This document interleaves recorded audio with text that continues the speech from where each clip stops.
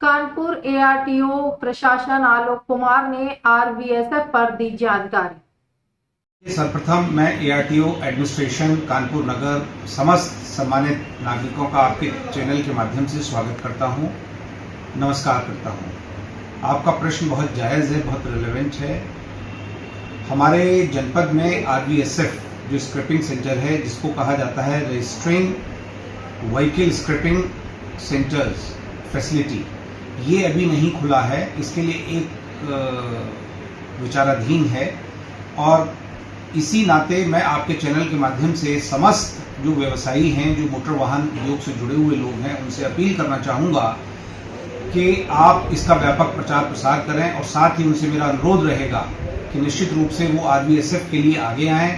एक national single window system है, एक पोर्टल है जिसके माध्यम से मुख्यालय स्तर पर आप अप्लाई कर सकते हैं, जिसपे एक कमेटी उस पर डिसाइड करती है। और यदि आरवीएसएफ खुल जाएगा तो निश्चित रूप से बहुत अच्छा रहेगा और इसके माध्यम से जनपद के जितने भी ऐसे वाहन हैं जो पर्यावरण के लिए खतरा हैं और रोड सेफ्टी के लिए खतरा हैं, उनको स्क्रैपिंग कराने में बहुत सुविधा होगी। अपनी आयु पूरी कर चुके वाहनों को स्क्रैप में बदलने के लिए आरटीओ में क्या योजना है? देखिए, ऐसा है कि दो तरह के वाहन हैं। पहली चीज तो यह है, कुछ वाहन ऐसे हैं जो नॉन ट्रांसपोर्ट और कमर्शियल वाहन है, एक श्रेणी तो वो है वाहनों की, और दूसरे वाहन वो हैं जो सरकारी वाहन है। सरकारी वाहन के लिए गवर्नमेंट ऑफ इंडिया का एमएसटीसी पोर्टल है और एमएसटीसी पोर्टल की एक ईएलवी ऑक्शन प्लान है, उनका एक पोर्टल बना हुआ है जिसके ऊपर कोई भी सरकारी संस्था हमारे आरआई टेक्निकल से अपने वाहन का मूल्यांकन कराने के उपरांत उस पर अपलोड कर सकती है। उसका एक पूरा फ्लो चार्ट है, वो भी हमारे द्वारा विभागों को उपलब्ध करा दिया गया है, जिलाधिकारी महोदय के द्वारा करा दिया गया है। तो एमएसटीसी पोर्टल के माध्यम से करा सकते हैं।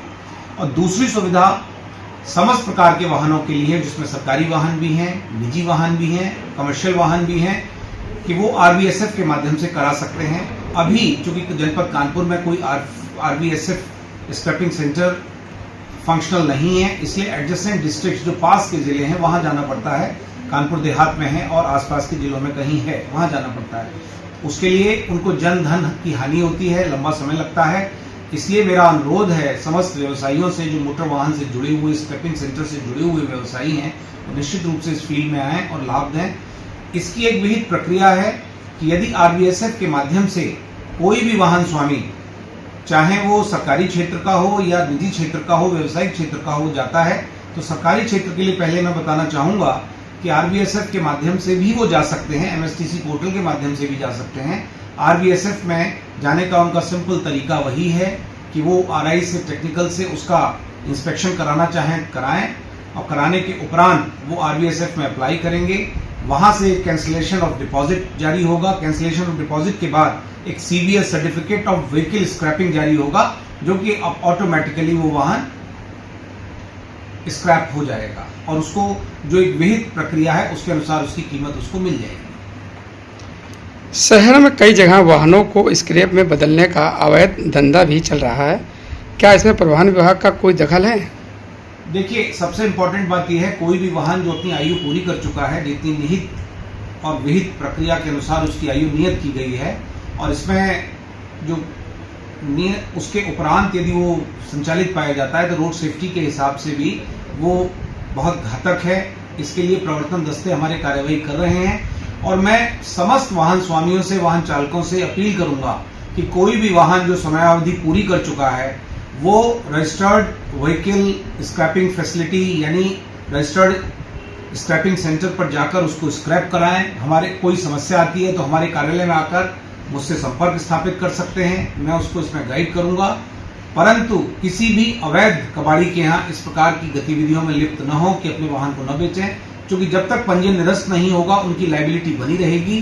टैक्स इवेजन में, टैक्स बकायेदारों में वो आते रहेंगे। नॉन ट्रांसपोर्ट व्हीकल है तब भी उनके खतरे से कम नहीं है कि जब उनका पंजीयन निरस्त नहीं होगा तो निश्चित रूप से उनकी लायबिलिटी कम नहीं होती। इसलिए मेरा अनुरोध है समस्त सम्मानित व्यवसायियों से और साथ ही अपने वाहन चालकों से, वाहन स्वामियों से, कि विहित अवधि पूरी होने के उपरांत जो नियत की गई है उसके उपरांत वाहन को पंजीयन निरस्त कराएं। और साथ ही पुनः, चूंकि हमारे परिवहन आयुक्त महोदय इसके प्रति बड़े सिंसियर हैं और उनके द्वारा हमें निर्देशित किया जा रहा है आरवीएसएफ हर जनपद में कम से कम एक अवश्य खुलना चाहिए। अधिक खुलें उसकी भी कोई बात नहीं, वो भी चलेगा, लेकिन मेरी समस्त इस व्यवसाय से जुड़े हुए मोटर वाहन स्वामियों से, व्यवसायियों से, स्क्रैप से जुड़े हुए फर्नेस मिल के स्वामियों से अनुरोध है कि वो विहित प्रक्रिया के अनुसार नेशनल सिंगल विंडो सिस्टम पर आगे आएं और इस पोर्टल पर अपने को रजिस्टर्ड करते हुए आरवीएसएफ के लिए आगे बढ़ें।